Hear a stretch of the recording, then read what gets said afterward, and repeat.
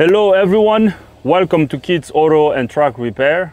Today we have a 2009 Bluebird School Bus with the Cummins engine.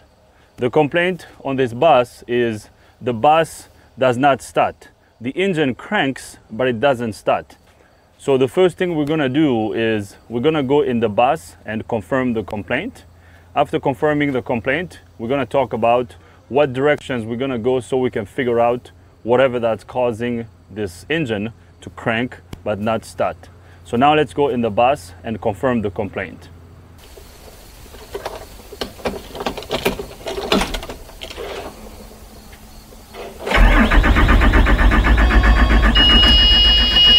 So right there, as you can hear, the engine cranks but it doesn't start.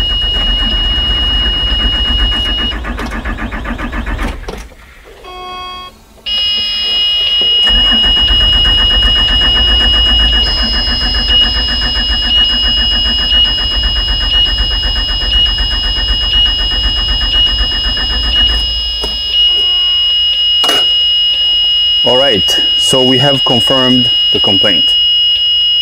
The engine cranks but it doesn't start.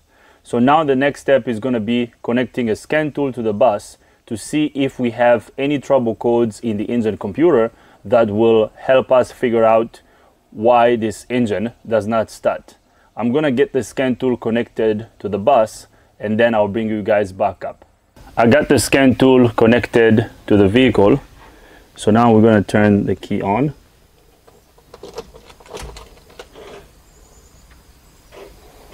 So let's scan the engine computer and see what we got.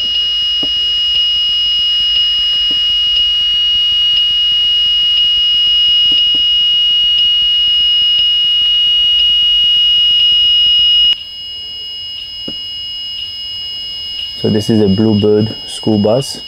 It has a Cummins engine. Let's do a system scan. This is going to scan all the control units on the bus.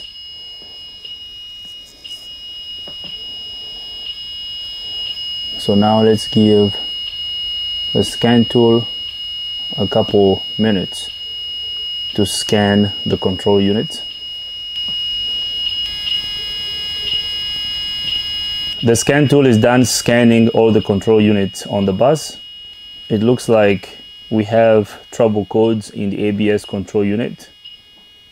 We don't have an air conditioning control unit on this bus. Our transmission control unit is talking. There's a check mark next to automatic transmission. Our engine computer also is working. So it's green and it has a check mark here. We don't have a gateway module on this bus. Our instrument panel control unit is also talking. Now, let's scan the ABS control unit and see what we have on the ABS control unit. Although whatever code we have in the ABS control unit may not cause the engine to not start, but I'm just curious. I want to see what codes we have in the ABS control unit. And then we're going to go to the engine computer. So here is the trouble code that we have in the ABS control unit. It's an active code, so it's there as we speak. And the code says J1931 retarder, loss of communications between the control unit and the retarder over the J1939 link. Interesting. So it looks like the ABS control unit is not able to communicate with the retarder control unit. So that's good to know. Let's back out and go to the engine computer and see what we got. Because whatever fault that's causing the engine to not start will be stored in the engine computer. So we're gonna click on diesel injection Cummins. So let's double click there.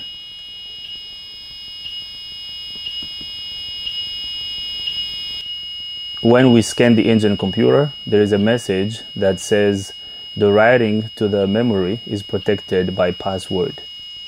Settings are in read-only mode. Press confirm. Okay, we're gonna press confirm. What is this?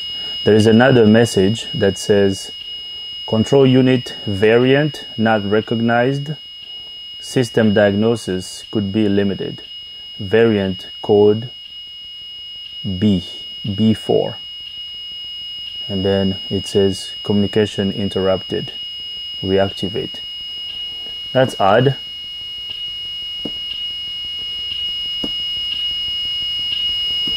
Let's wait. It looks like we cannot communicate with the engine computer. Communication interrupted. This is weird. Let's confirm again. Communication interrupted. Reactivate. This is odd. So it looks like there is no communication between the engine computer and our diesel laptop.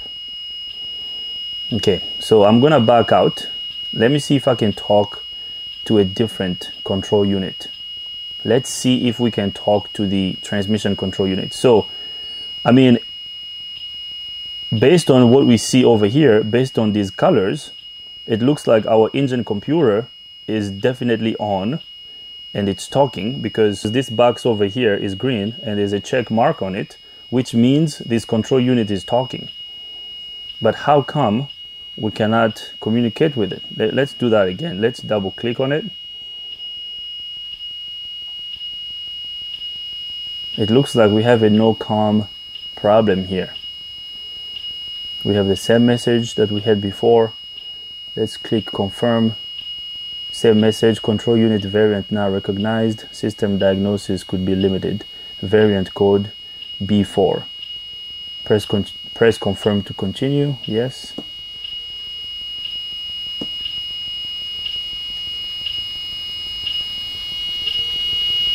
Communication interrupted.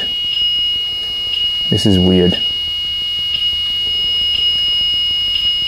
It looks like we have a no com problem, guys.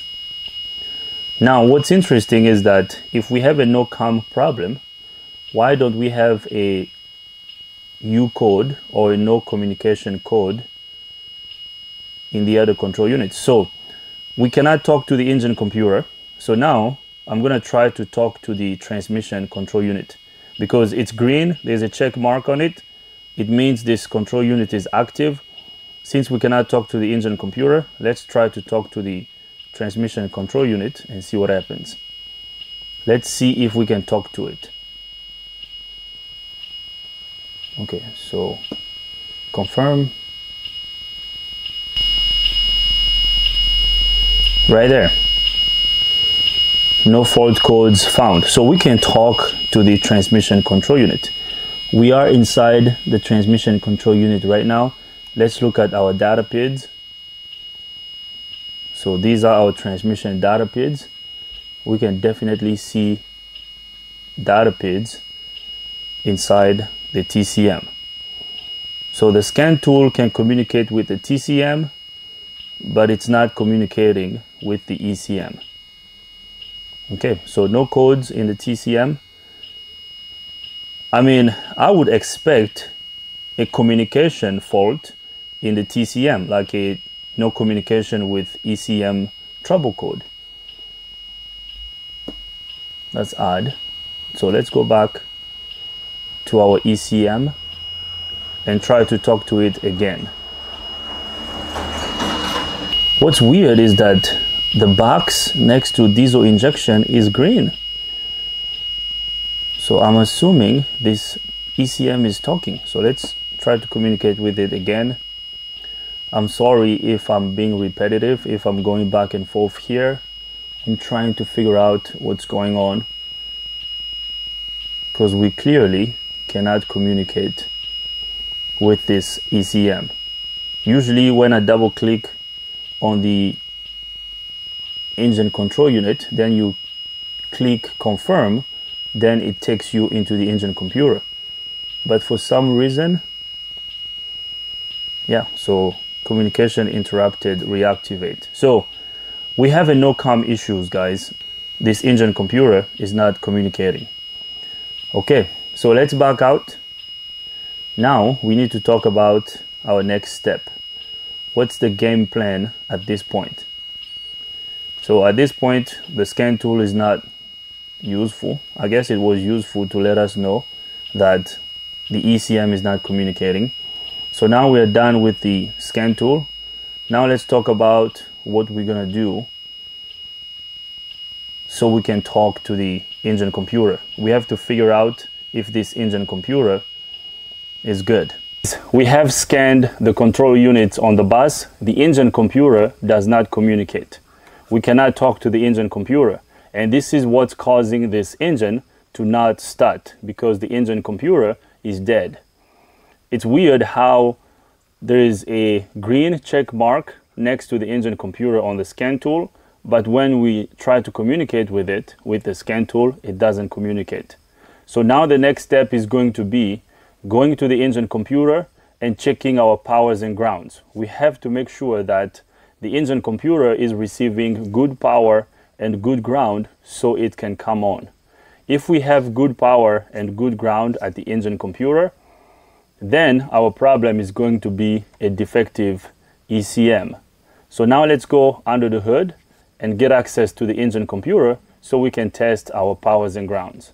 Before we go under the hood and check our powers and grounds at the ECM, I want to show you the engine performance wiring diagram that I printed out.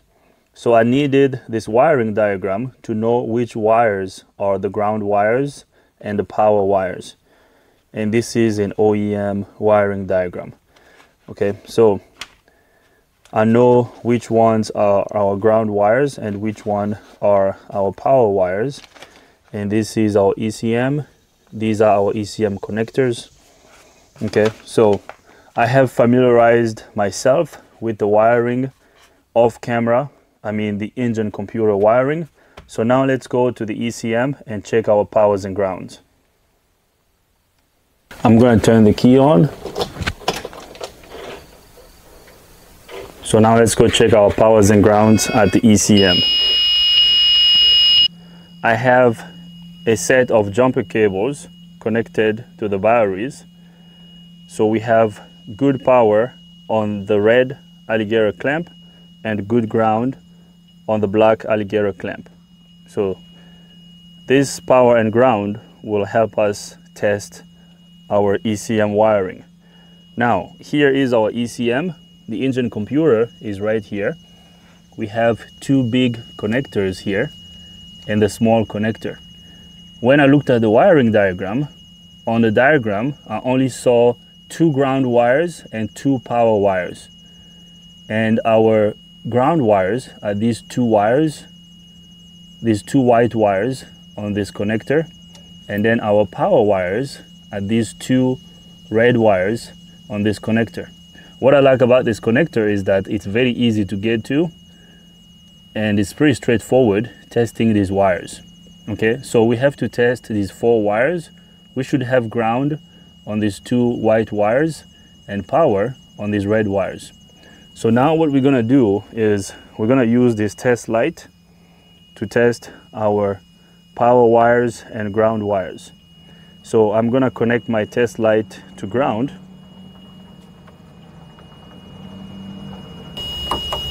So my test light is connected to ground. Let's test our test light.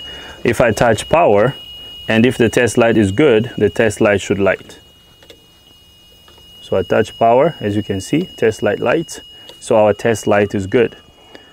So since our test light is connected to ground on this side, we're gonna back probe our power wire. So we're gonna test the red wires first.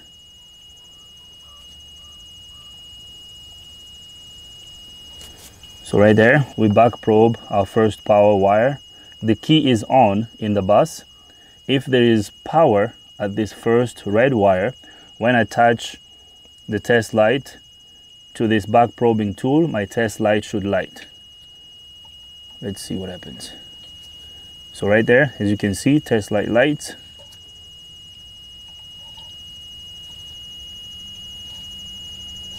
So we have power at the first power wire. So that's good. So now let's test the second power wire. So I'm just gonna move my back probing tool to the other red wire.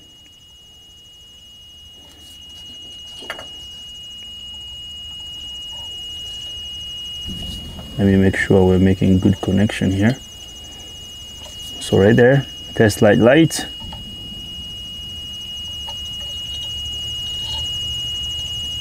Okay, so we have good power going to our ECM. So our ECM is receiving power. So now let's test our ground wires. So I'm gonna back probe the first white wire. Okay, now since we're gonna be testing our ground wires, we have to switch our test light to battery positive. So we're gonna connect our test light to this red alligator clamp. Now when I touch ground, my test light should light. So I touch ground, my test light lights. So that's good. So now let's see if we have ground at this first white wire. So when I touch this, look what happens, test light lights. So when I touch my back probing tool, my test light lights.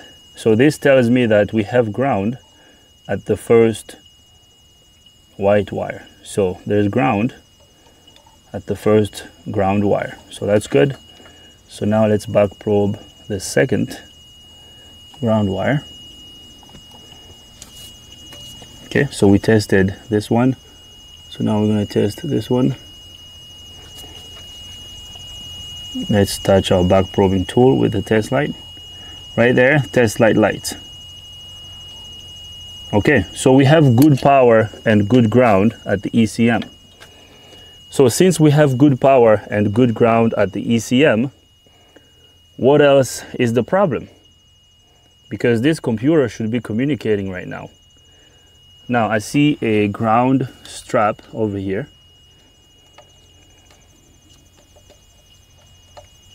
So this ground strap looks good. So the computer is definitely grounded, it's getting power and ground, but it's not communicating. So this computer is bad. This computer is defective.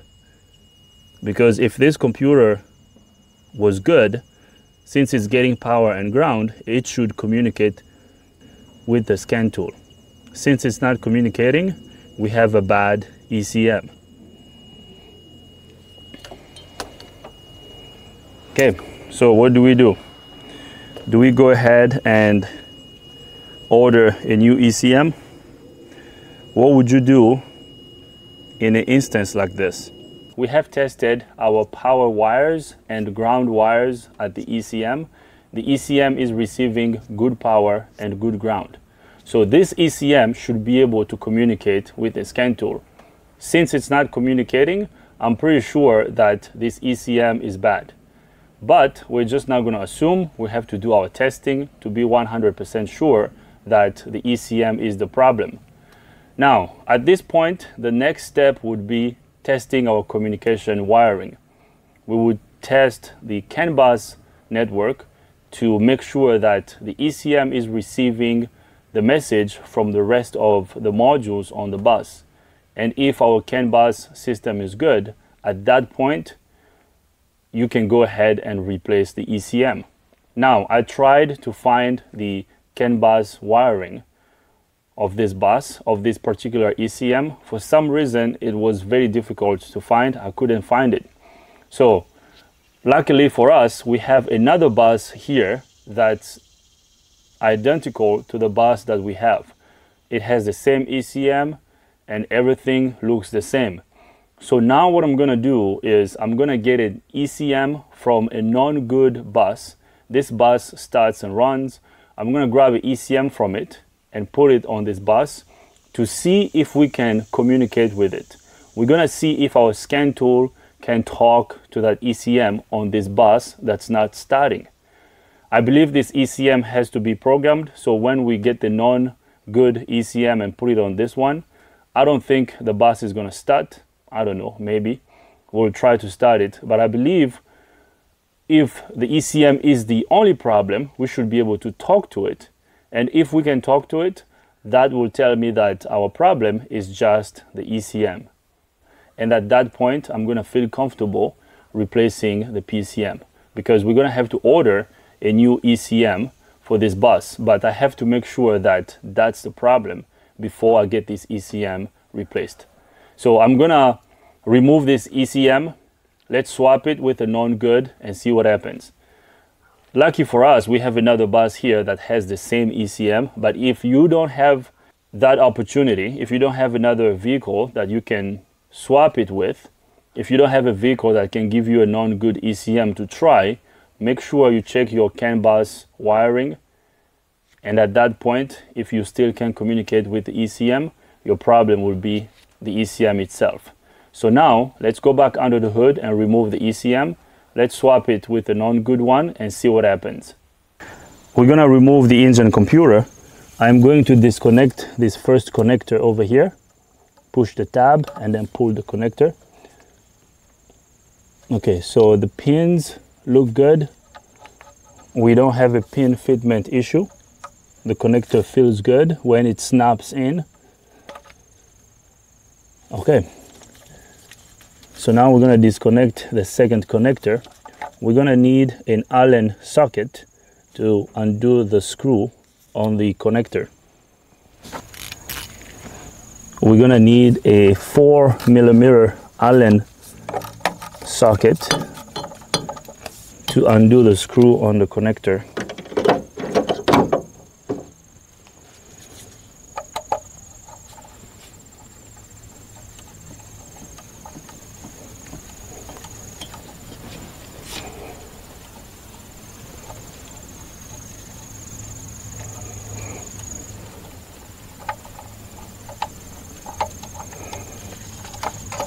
So the first connector is disconnected.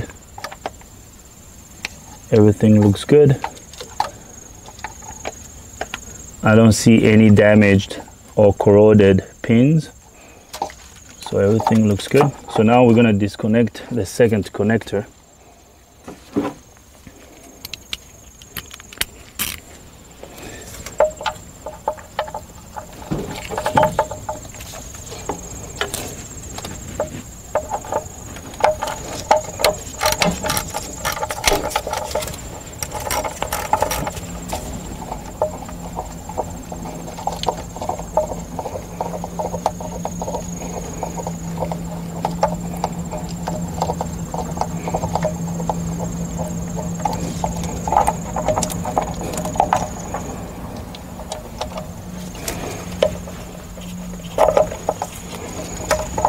So the second connector is disconnected, so we're good to go. We can push these electrical connectors out of the way.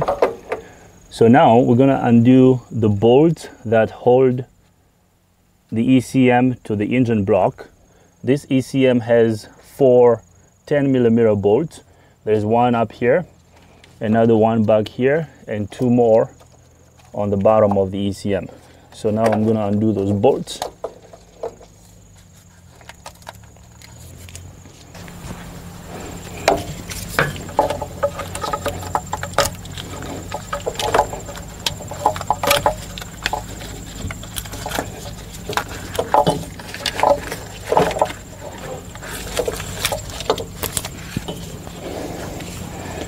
I'm going to undo the first one over here.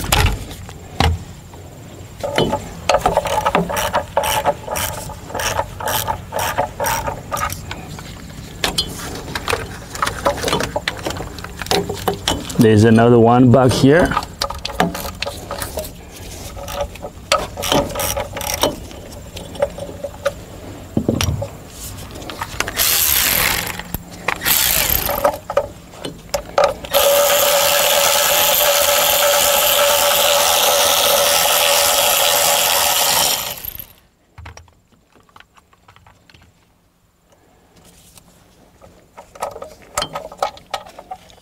So here comes the first bolt for the ECM.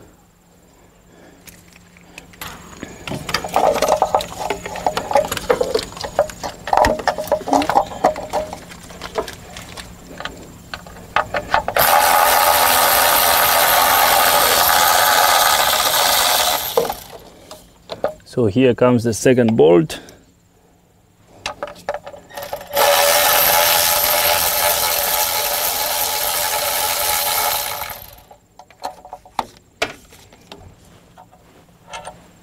Third bolt. So now I'm going to remove the last bolt, but I have to hold the ECM as I'm removing the last bolt, otherwise the ECM is going to fall.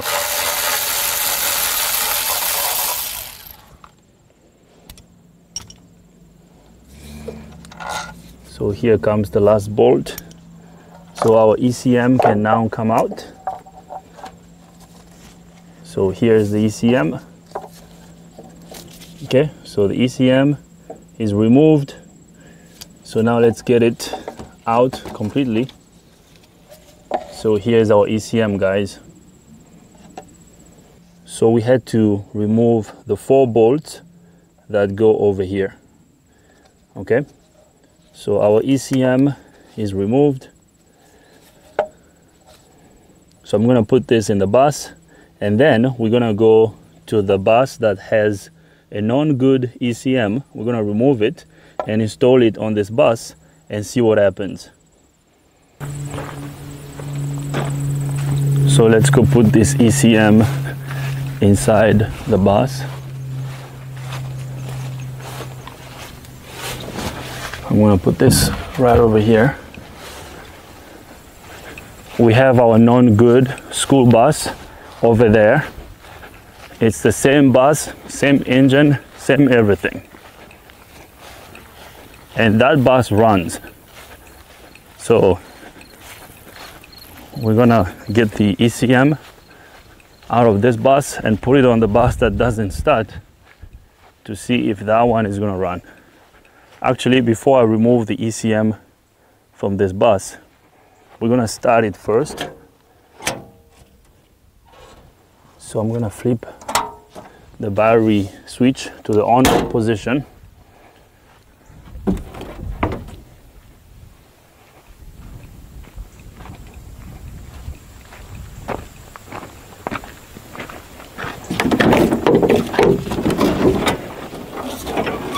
So let's open the hood. So as you can see, it's the same motor. Let's go look at the ECM on the driver's side. So here's the ECM on this one. So that's the ECM right there. We're going to remove that ECM and put it on the other bus. But before we do that, let's start the engine and see what happens. So let's see.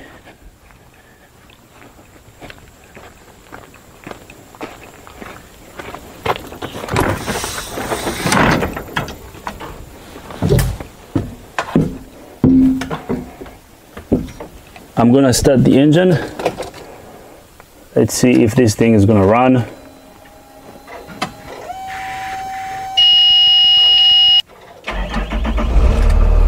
So right there, as you can hear, the engine is running. So this engine runs, okay? The engine runs. This ECM is good. Okay, so we have a non-good ECM over here.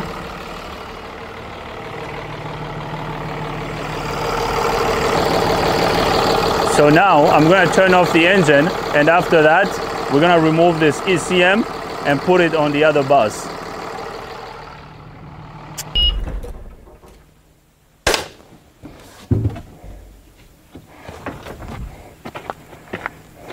The engine is off. I'm going to remove this ECM off camera. It's the same process like the one we just removed. And once I get this removed, I'll bring you guys back up so we can install it on the bus that's not starting. I'm going to get this ECM removed and then I'll bring you guys back up. I got the non-good ECM removed from the other bus. Here it is. So here is our non-good ECM. And this is the bad PCM. So as you can see, they're both identical. So now I'm going to take this to the engine so we can install it. Let's install this PCM on the bus and see if this bus is going to start.